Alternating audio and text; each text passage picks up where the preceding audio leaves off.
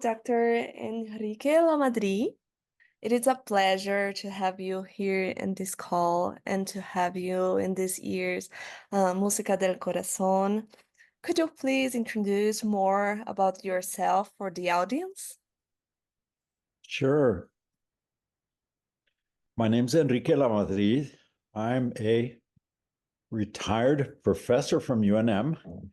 I was in the Department of Spanish and Portuguese, and I'm a literary folklorist, and I work a lot with the folk music and folk literature, and of course, the Southwest borderlands is my focus of research, the area where my research is centered, but I've worked in Spain and the Caribbean and Latin America, especially the Andes, especially Mexico. I've been to Mexico much more than to the Andes. It's just right down the road.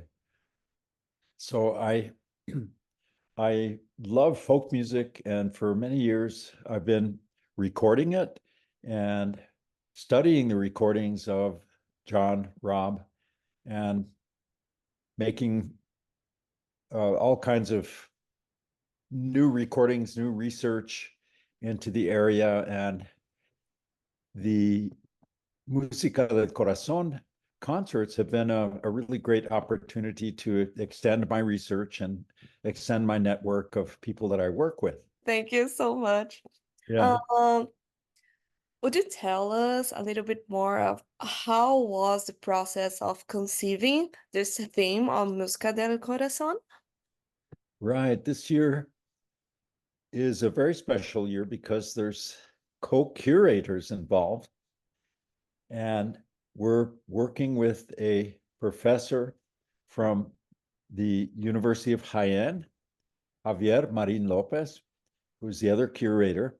And we are working on imagining what the music in New Mexico was like in the 17th and 18th century.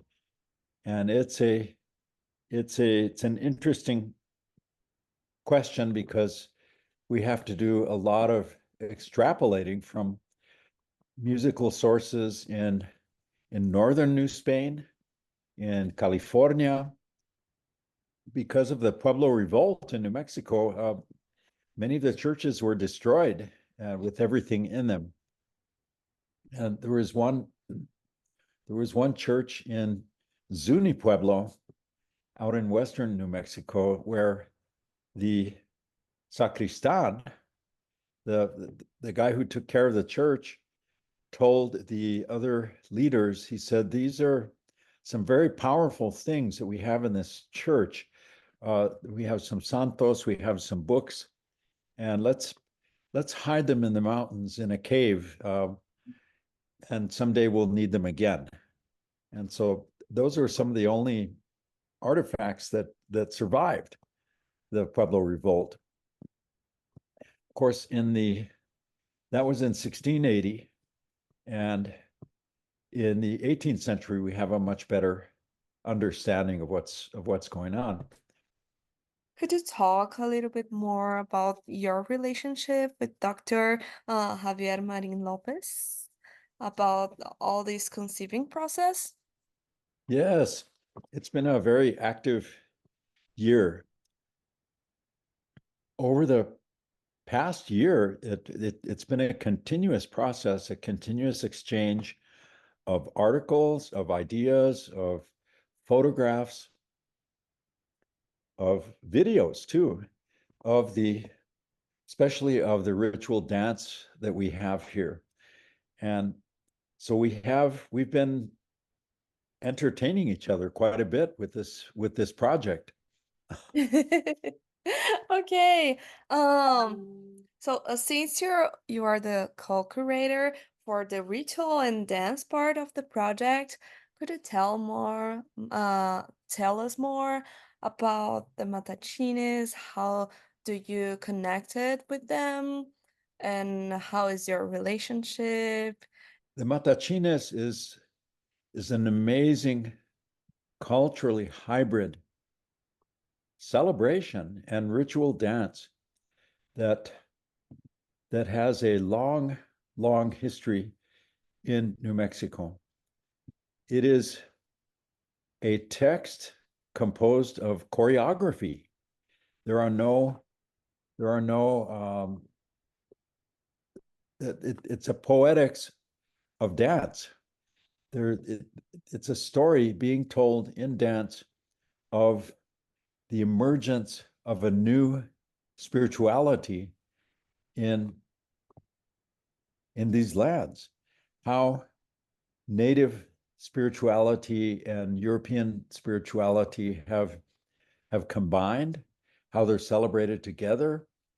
And the Matachines is a great mystery. It's a great mystery because it's all choreography. But in New Mexico, we have a very special choreography that happens that demonstrates the all of these things coming together.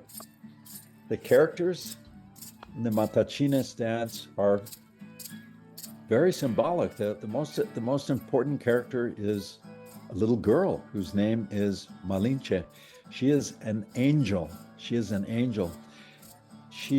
Her name comes from the most powerful and compassionate woman in the history of Mexico. She was the mother of the first mestizo. She was an interpreter in the conquest of Mexico, and her compassion, her role in making it a whole lot less tragic than it was, is very, very important. She presides over a time of great change, and she is an angel, not a traitor, as Mexican nationalists would have us believe after the revolution. After the revolution in Mexico, they demonize Malinche. They say she's the great traitor. And in folk traditions, she's the opposite. She's an angel. And she helps the ancestral spirits, the abuelos. She helps them kill a bull who is then castrated. And people think about it as the struggle between good and evil, but it's something much more if you look how deeply this totem animal of Spain represents the entire Spanish project in the Americas. And you don't castrate dead animals. You castrate live animals when they're young to make them tame, right? So what is it after the bull is killed and lying on the ground and castrated? What does that mean? What does that mean? It's a feast of symbols.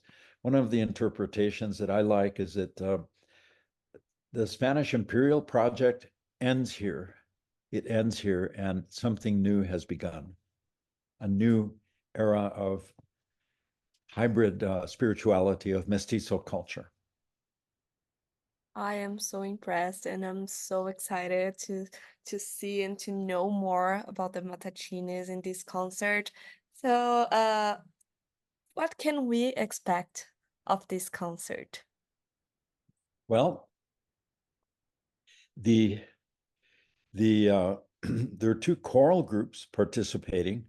The concert choir of UNM and the group called Música Antigua de Albuquerque. And they're working on a selection of choral pieces that Dr. Marin Lopez has selected. And we're looking forward to that final cut. They've been developing, they've been rehearsing all semester, getting ready for this. And of course, the dancers, when the dancers come, we'll see how much that they choose to share with us. It's a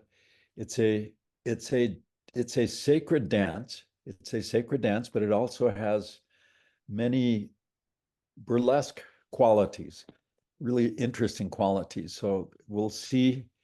We're hoping to get as many of the characters present on stage for the audience. And we have two musicians that will be playing the violin and the guitar that provide the music for this. And so that's what this is going to look like. It will end with the Matachines dance in the second part of the program on stage. And of course, we can't do the complete dance takes about an hour. And so we'll just be making selections for that. Great.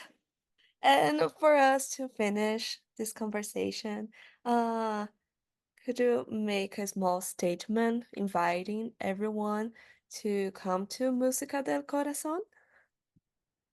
Yes, the public is invited to the 11th year of Música del Corazón concerts, and we are featuring the traditions of colonial New Mexico, choral music, and sacred dance.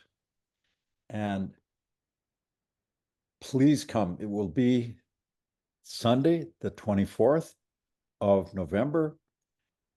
There are activities before the concert. There are educational activities prior to the concert. There's lectures, there's panel discussions, all kinds of activities. So please look at the website, unmtrust.org, for more information. Muchas gracias. Thank you so Yeah, much, hopefully Dr. Lamadrid. It's use some. really a pleasure to have this conversation with you. Yeah,